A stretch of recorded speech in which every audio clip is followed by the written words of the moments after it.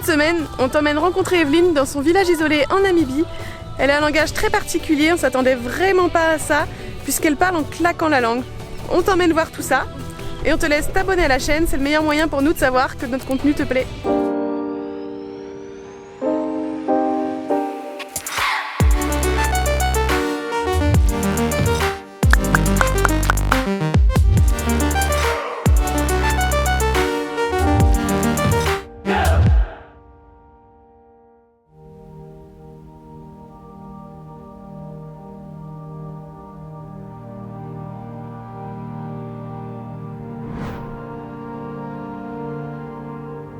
Mathieu, mon frère, nous a rejoints durant un mois.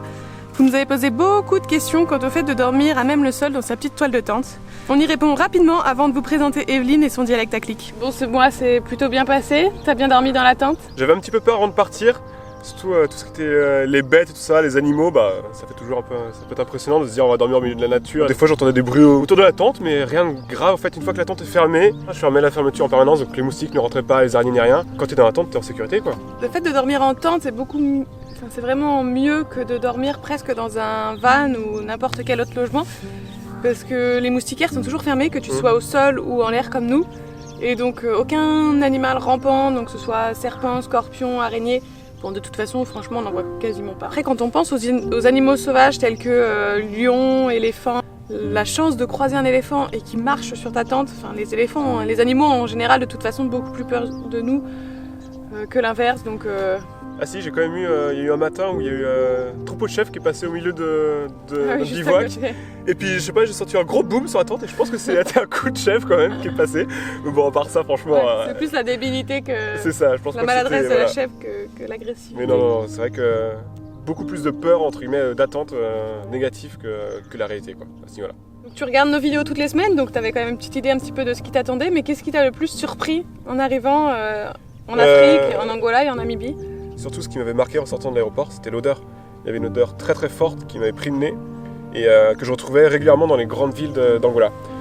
Les sacs plastiques qui sont jetés dans la nature de manière normale, quoi. C'est choquant ça.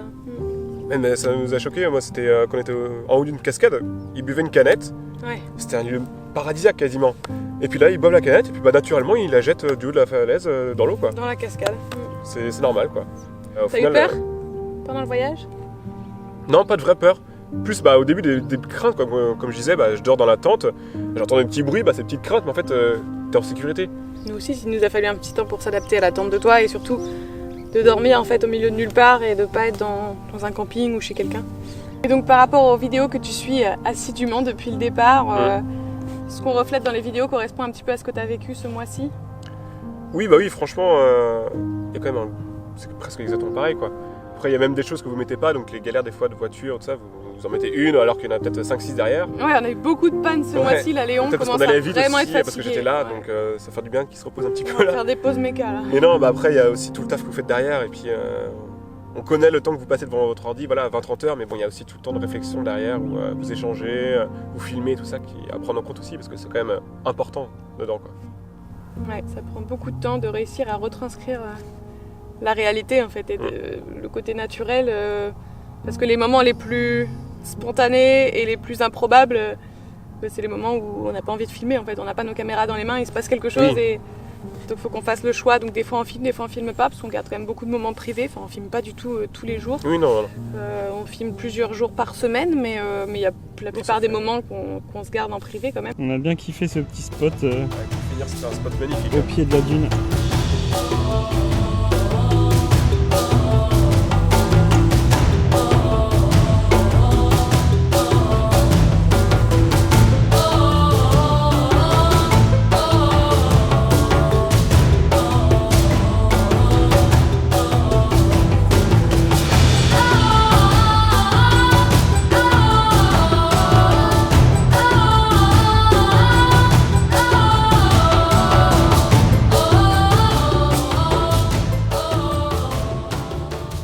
La Namibie est un pays qui est vraiment super grand et c'est le deuxième pays le moins peuplé au monde après la Mongolie.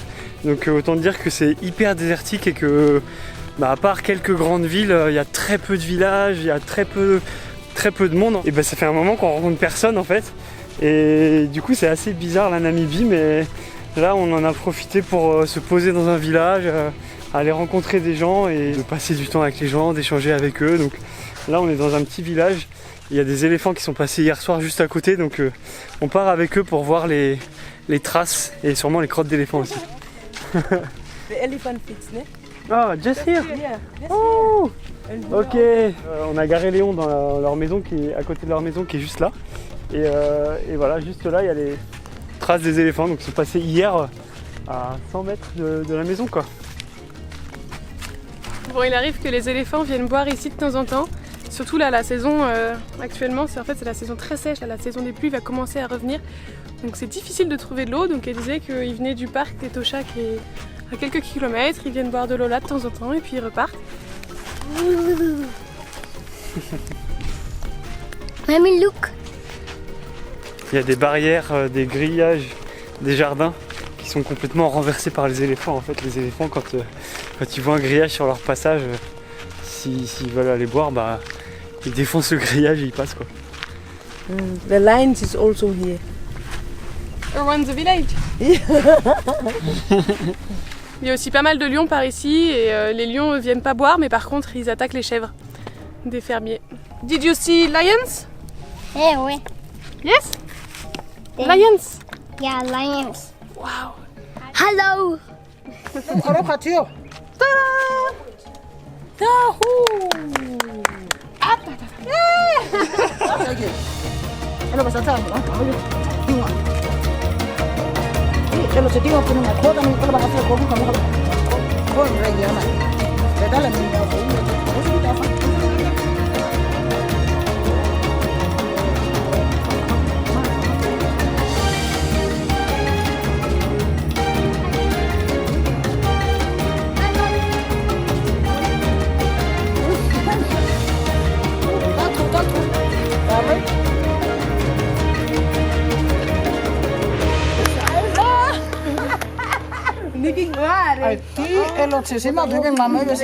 Bon, c'est bientôt l'heure de l'apéro, du coup on part acheter les bières dans le village.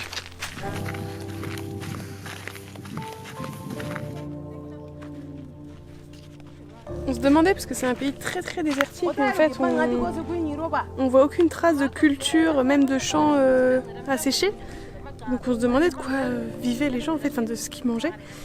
Et là, ils nous disaient qu'il y avait en fait, les gens ont des petits jardins qu'ils arrosent. Et donc là, on voit, ils ont mis des oignons, des carottes et des beans, des haricots blancs. Voilà. Et du coup, il y a tellement de soleil qu'ils sont obligés de mettre une bâche par-dessus quoi, pour que ça pousse en dessous. Ouais, et puis je pense qu'ils arrosent vraiment tous les jours, quoi.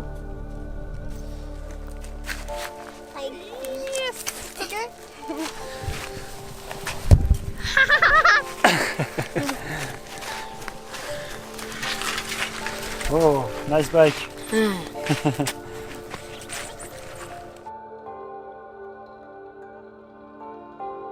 Les maisons là, elles sont 100% naturelles.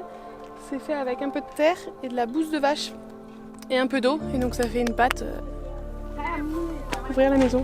Excellent, elle vient de Et t'expliquer on voit que ça. l'armature, elle est faite en bois aussi. Ouais. Ok. Regarde là-bas, elle est encore mouillée. Donc je pense qu'ils viennent de rajouter, peut-être. Je pense qu'ils sont obligés d'en remettre souvent en fait, de la mixture. Parce que ça doit pas tenir très très longtemps la maison.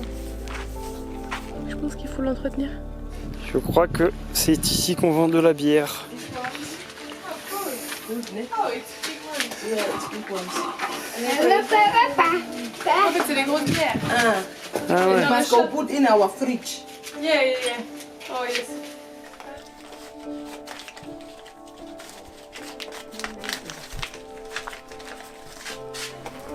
Oh, Gaga. Ah, il n'y a pas de monnaie, je crois. She will bring the change home. Elle va ramener Yeah. la monnaie à la maison. Ok. It's cold. Not too much cold. It's fine. Gaga. Ouais. Lot of beer. T'en as pris combien? 4? Je peux en faire 4.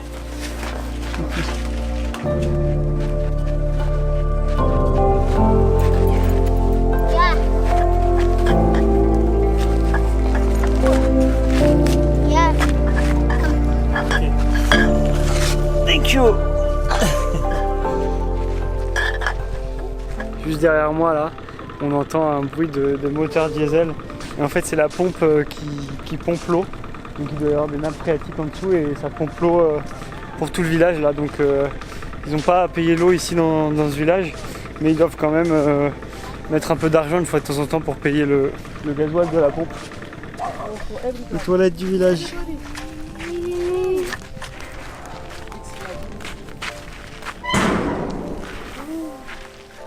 What toilets? Oh, it's toilet with water. There's no water. Oh, there's no There's water. no.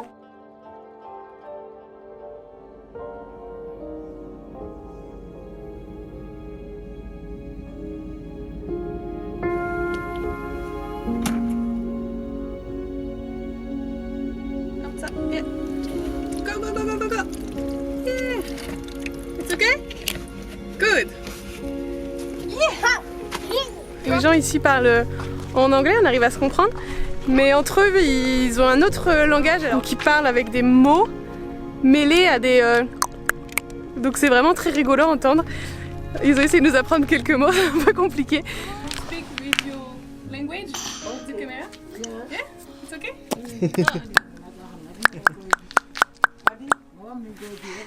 Marisa Kaintes. Majiro ko kina Namibia ba. Kainse ro ko kina kisidan huba ikan hu kisidan Namibia ba.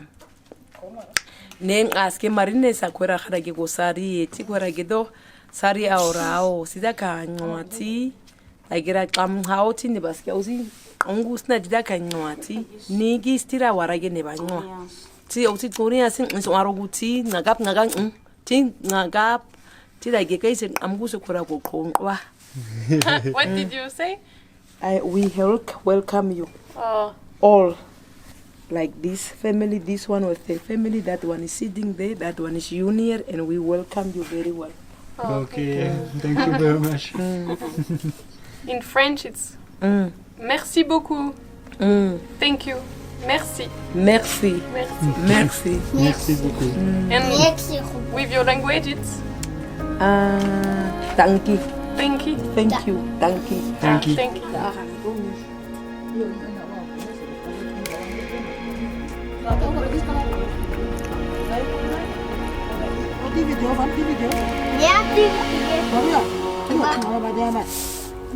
Je crois qu'ils viennent de nous inviter à manger. Ils viennent de nous apporter une assiette chacun. Pasta. Je crois qu'on va devoir partager le dessert.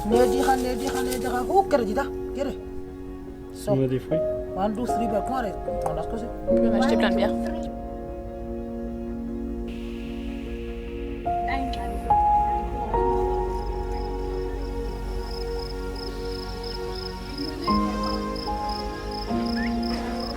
C'est comment la douche? C'est pas mal, mais j'ai pas l'habitude de faire ça. Il y a 5 cm d'eau au fond de la baignoire. Mais franchement, ça suffit. Hello. Les congés d'Evelyne se terminent. Elle ne peut vivre à temps plein dans son village natal. Elle retourne à la ville pour travailler.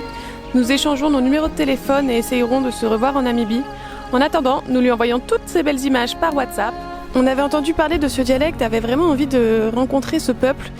Et finalement, nous sommes tombés par hasard dans ce village et avons pu découvrir cette langue unique.